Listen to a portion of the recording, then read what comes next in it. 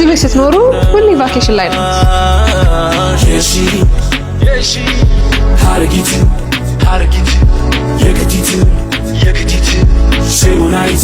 ይህ ዘመናዊ የቅንጦት ቤት ቤተሰቡን በነፃነት አንደላቆ የሚያኖር ባለ 3 መኝታ አፓርትመንት ነው።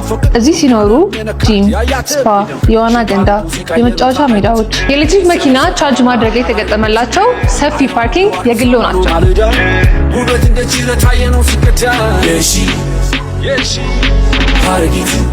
የት እንደሆነ ማወቅ አትፈልጉ? በምቹ ሰፈር ቅንጡ ቤት የእርሶ ለማድረግ ዛሬውኑ ይምጡ።